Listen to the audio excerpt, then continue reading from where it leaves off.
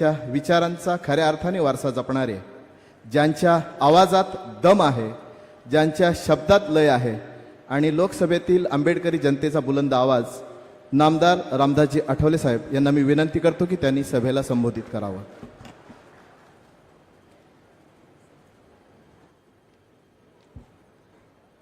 छत्रपती शिवाजी महाराज आणि भारतरत्न डॉक्टर बाबासाहेब आंबेडकरांना विनम्र भावे अभिवादन करू. बाबासाहेबांच्या स्पर्शाने पावन झाले आहे महाडचे 14 तळे. बाबासाहेबांच्या स्पर्शाने पावन झाले आहे महाडचे 14 तळे. त्यामुळे साऱ्या देशात फुलत आहे दलितांच्या बौद्धांच्या सन्मानाचे मळे. आता आम्ही राहिलो नाही खुळे, आता आम्ही राहिलो नाही खुळे माझ्या बाबासाहेबांमुळे.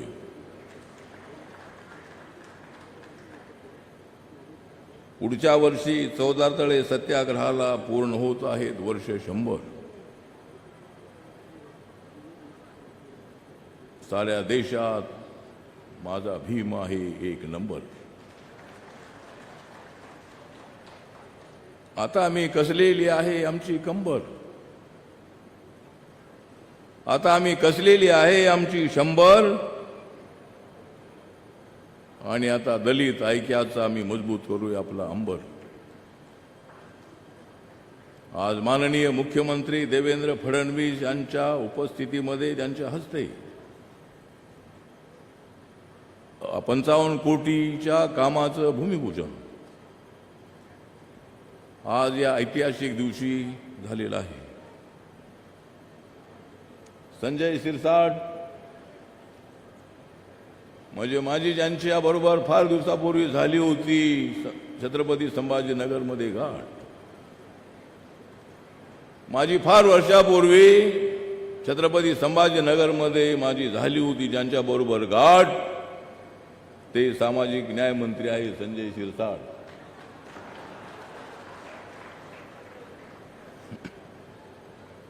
या ठिकाणी विधानसभेचे उपाध्यक्ष अण्णासाहेब बनसोडे, बऱ्याच लोकांना पडलेले आहे कोडे. विधानसभेचे उपाध्यक्ष कसे झाले अण्णासाहेब बनसोडे? अण्णासाहेब बनसोडे बौद्ध समाजाचे आहेत. अत्यंत ऍक्टिव्हपणे काम करणारे पिंपरी चिंचवड मधले नेते आहेत. आज या ठिकाणी भरत सेठ गोगावले, तुमचं नाव आहे भरत सेठ गोगावले आणि माझं नाव आहे रामदास आठवले.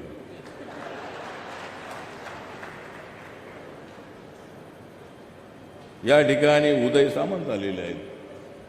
अत्यंत चांगल्या कामांचा उदय आज मुख्यमंत्र्यांच्या उपस्थितीमध्ये होत आहे. उदय सामंत हे उद्योग मंत्री आहेत. महाराष्ट्रामध्ये मोठ्या प्रमाणामध्ये इन्व्हेस्टमेंट आणण्याचा प्रयत्न मुख्यमंत्र्यांनी त्यांनी केलेला आहे आणि महाराष्ट्राला देशामध्ये नंबर 1 बनवण्याचा प्रयत्न आपला आहे.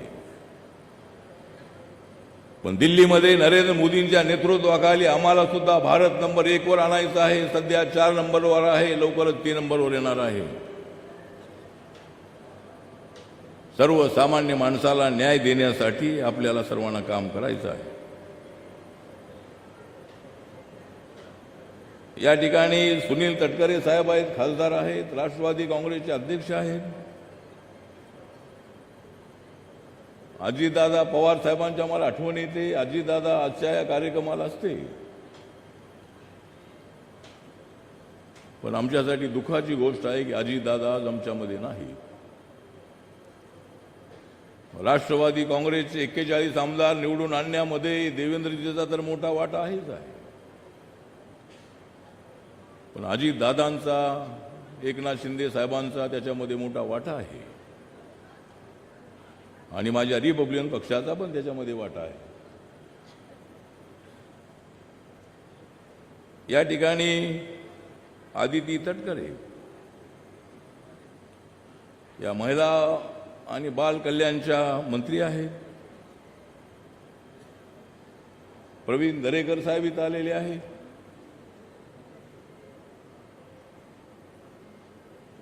धैर्यशील पाटील आपले खासदार आहेत, राज्यसभेत माझ्यासोबत आहेत. रायगड जिल्ह्याचे बीजेपीचे अध्यक्ष आहेत. ज्योती वाघमारे या सोलापूरच्या आहेत. सोलापूरच्या ज्योतीचे वडील पॅन्थरमध्ये माझ्यासोबत होते, पण तो सुद्धा माझ्यासोबत राहायला पाहिजे होता, पण तू तिकडे गेलीस.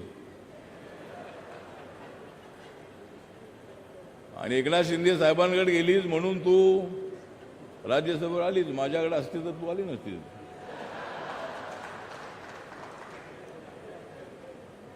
त्यामुळं देवेंद्र फडणवीस साहेब माझ्या पक्षाचे सगळ्या पक्षात लोक आहेत. तर इथं ज्योती ताई सुद्धा या ठिकाणी आलेले आहेत. जिल्हा परिषद अध्यक्ष मंगेश वाकडीकर आहेत. भदंत राहुल बुधी जे आहेत, आमचे बौद्ध धर्माचे मोठे मार्गदर्शक आहेत. आमचे सामाजिक न्यायाचे सेक्रेटरी हर्षदीप कांबळे जिथं उपस्थित आहेत. अत्यंत ॲक्टिव्हली ते काम करतात. आपले समाज कल्याणचे आयुक्त दीपा मुधोळ मुंडे या इथं उपस्थित आहेत. जिल्हाधिकारी किसन जावळे, त्यानंतर SP अंचल दलाल, माझ्या पक्षाचे जिल्हा अध्यक्ष नरेंद्र गायकवाड आणि अनेक आपण सर्वजण या ठिकाणी उपस्थित आहात. एक तर आजचा जो दिवस आहे आमच्यासाठी अत्यंत प्रेरणादायक दिवस आहे. बाबासाहेबांना त्यांच्या समाजाला पाणी प्यायला मिळत नव्हतं असं नाही. सर्वात जास्त पाणी पिणारे आम्ही होतो. पण बाबासाहेबांचं म्हणणं एवढंच होतं की गावच्या पाणवठ्यावर, गावच्या तळ्यावर, गावच्या विहिरीवर आम्हाला सुद्धा पाणी प्यायला मिळालं पाहिजे. आम्ही सुद्धा हिंदू आहोत आणि आम्हाला त्या तळ्यावर जाण्याचा का अधिकार नाही? का आम्हाला तुम्ही अस्पृश्य समजताय? आम्हाला न्याय मिळाला पाहिजे, सामाजिक न्याय मिळाला पाहिजे, म्हणून तो संघर्ष होता, सत्याग्रह होता, शांततेनं सत्याग्रह होता. बाबासाहेब आंबेडकरांनी काळाराम मंदिराचा सत्याग्रह केला होता. आम्हाला मंदिरामध्ये जाण्याचा प्रवेश असला पाहिजे यासाठी तो सत्याग्रह होता. शेवटी बाबासाहेब आंबेडकरांनी बौद्ध धर्माची दीक्षा घेतली 14 ऑक्टोबर 1956ला. आणि आज गौतम बुद्धांचा विचार मांडणारे अनेक लोक आहेत. गेल्याच महिन्यामध्ये दिल्लीमध्ये माननीय नरेंद्र मोदी साहेबांनी एका सर्व बौद्ध मूर्तींचं आणि अनेक गोष्टींचं त्या ठिकाणी उद्घाटन केलं म्युझियमचं. आणि नरेंद्र मोदी साहेब म्हणाले की आज जगाला युद्ध नव्हे, बुद्धाची आवश्यकता आहे, शांतीची आवश्यकता आहे. त्यामुळे बाबासाहेबांचा विचार जो होता तो शांतीचा विचार होता. बाबासाहेब आंबेडकरांनी संविधानामध्ये समानतेची भूमिका मांडली. आर्टिकल 17च्या प्रमाणे जातीव्यवस्था संपवण्यात आलेली आहे कायद्याने. आणि आज समाज जवळ येतो आहे.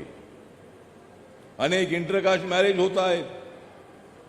जवळजवळ 3 लाखापेक्षा जास्त मुलं मुली एकत्र येतात आणि लग्न करतात. अनेक हॉटेलमध्ये आम्हाला आता कोणी अडवत नाही आहे. शाळेमध्ये आम्हाला कोणी अडवत नाही आहे. समाजामध्ये परिवर्तन होत आहे. अजूनही काय गावांमध्ये अत्याचार होता, कारण अट्रॉसिटीज ऍक्टच्या अंतर्गत त्यांच्यावर केसेस होता. आम्हाला खोट्या तक्रारी कुणावर करायच्या नाही. बाबासाहेबांनी आम्हाला समाज जोडायला सांगितलेला आहे. जोडण्याचा विचार बाबासाहेबांचा आहे. बाबासाहेब आंबेडकरांनी संविधानामध्ये सर्व जाती धर्माच्या लोकांना समान न्याय देण्याची भूमिका मांडलेली आहे. बाबासाहेब आंबेडकर रात्र जागून संविधान लिहित होते 26 अलीपूर रोड या ठिकाणी. आज त्या ठिकाणी सुंदर अशा पद्धतीचं स्मारक उभं करण्यात आलेलं आहे नरेंद्र मोदी साहेबांचं सरकार आल्यानंतर. जनपथ रोडवर इंडिया गेटच्या बाजूलाच तिथे डॉक्टर आंबेडकर सेंटर आहे. आणि ते सेंटर अत्यंत शास्त्री भवन आणि संसदेच्या बाजूलाच आहे. या ठिकाणी सुद्धा भीमसृष्टी अशी झाली पाहिजे, भीमसृष्टी की लोकांची एकदम चांगली झाली पाहिजे दृष्टी. भीमसृष्टी करण्याच्या संबंधामध्ये या ठिकाणी भरत सेठनी तर सांगितलेलं आहे. जरूर 55 कोटी रुपये आमच्या संजय शिरसाट यांच्या प्रयत्नांनी मुख्यमंत्र्यांनी मंजूर केलेले आहे. पण अनेक लोकांची मागणी आहे या ठिकाणी एखादं प्राधिकरण व्हावं. बाबासाहेब आंबेडकरांची शताब्दी या 14 तळे सत्याग्रहाची करत असताना एखादं या ठिकाणी अशा पद्धतीचा एक निर्णय झाला पाहिजे आणि भव्य दिव्य अशा पद्धतीचं मोठं स्मारक जे आहे हे स्मारक या ठिकाणी उभं राहिलं पाहिजे. 25-30 एकर जमिनी आजूबाजूला आहे ती आपण घेतली पाहिजे आणि या ठिकाणी हजारो लाखो लोक येतात. सुरुवातीला काय थोडे लोक येत होते, नंतर आम्ही दलित पॅंथरच्या काळामध्ये प्रत्येक वर्षाला येऊ लागलो. हजारोच्या संख्येने लोक येऊ लागले, आता लाखोच्या संख्येने लोक येतात त्याच्या दिवशी. आणि म्हणून या ठिकाणी एक भव्य दिव्य अशा पद्धतीचं स्मारक उभं राहिलं पाहिजे.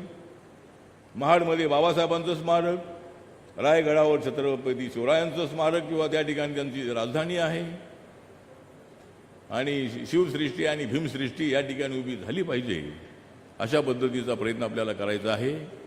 त्यामुळं आज या ठिकाणी वेळ बराच झालेला आहे. त्यामुळं मी मुख्यमंत्र्यांचा आभार व्यक्त करतो की आज ते या ठिकाणी आलेले आहेत.